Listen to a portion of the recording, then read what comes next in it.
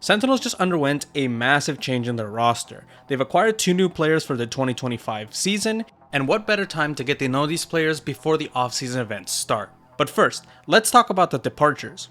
Obviously, we need to talk about the retirement of Sacy and TenZ. Sacy was part of Team Vikings in 2021, where he had a Champions appearance but would fall in the group stage.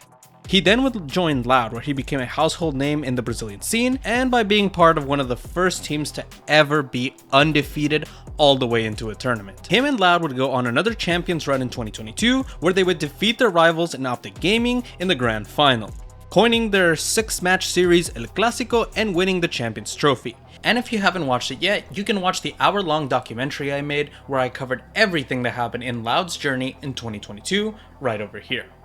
Now, for TenZ. TenZ was the superstar of Valorant since the start of the league.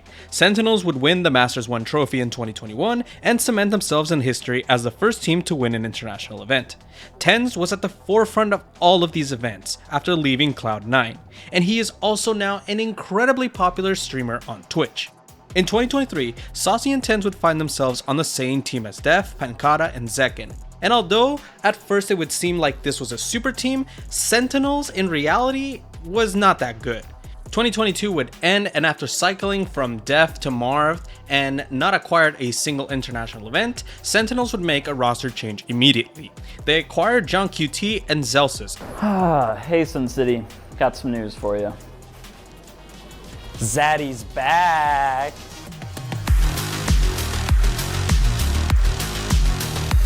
As a sub, of course. And after winning the Africa Valorant League, they would bench Pancada.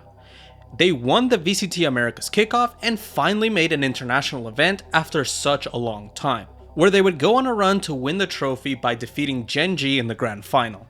The rest of the year would be pretty much tumultuous for Sentinels, as they failed to qualify for Master Shanghai, but would end on a high note, placing 3rd at Champions 24.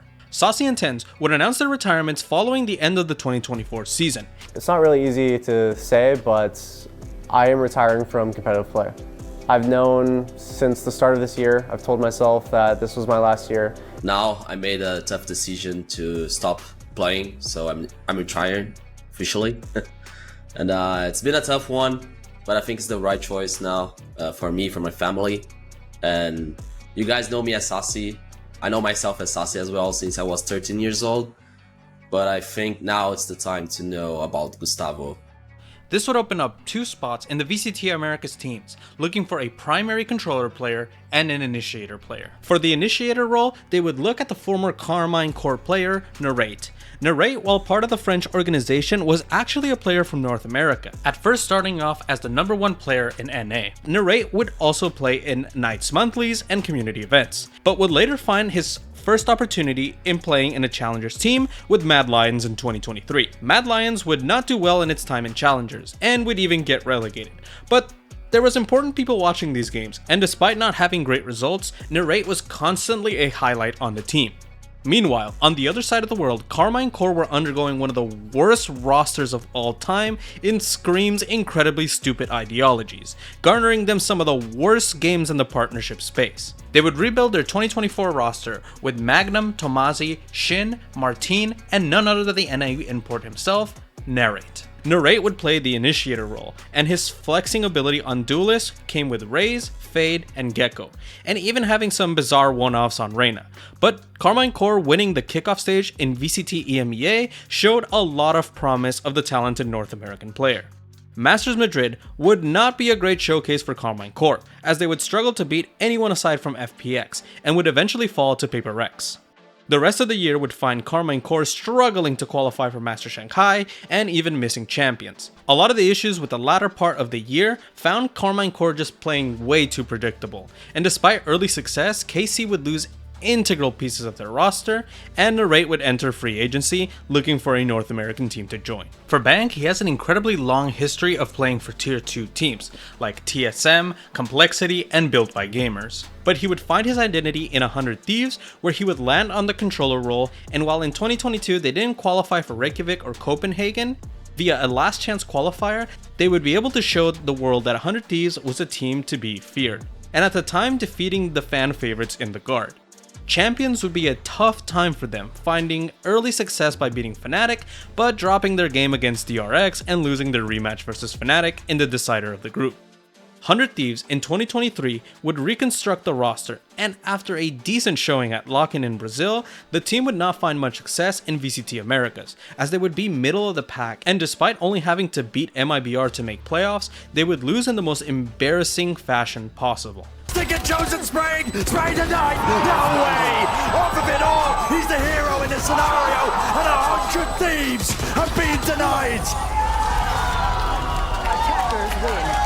Bang as an individual always showed promise and flashes of brilliance, but none of that would show until the 2024 season, where Bang and Cryo, under the leadership of Zix and Boostio, would finally realize their potential, where they would win VCT Americas Stage 1 and qualify for Master Shanghai, where they would get 4th place. He's like perfectly but spotted. The paranoia is great. The kills come through. Balance left alone. He's got to play hero, and he cannot. From first strike to their first title of the partnership era, 100 Thieves are your mid-season champions. And while I'm sure Bang is not the player 100 Thieves were looking to lose, the opportunity to play for the biggest org in Valorant doesn't show up every day. I'm ready to fucking win.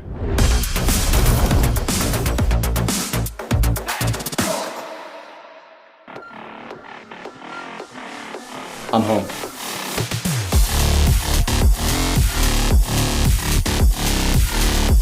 Narate and Bang are now part of Sentinels in 2024, with the likes of Zekken, JohnQT, Zellsis, and Kaplan. And while it's hard to compare them to TenZ and Sacy given the legendary status that those players have, it's unfair to compare them to or expect them to have the same impact as those players did. I have always said that Bang has an incredible ceiling given those flashes of brilliance he has shown. And if you need any more proof, look at his performance against Sentinels on Ascent that made him the top fragger at 43-22, and a major reason why they won that head-to-head against Sentinels. We already seen the new roster in action.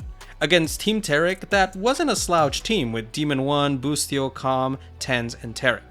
But at the end of the day, despite 3-0ing them, it's not like they were taking it super serious or that there was anything on the line. We'll just have to see if they appear in any other off-season tournaments or if we'll have to wait till the beginning of the VCT Americas season.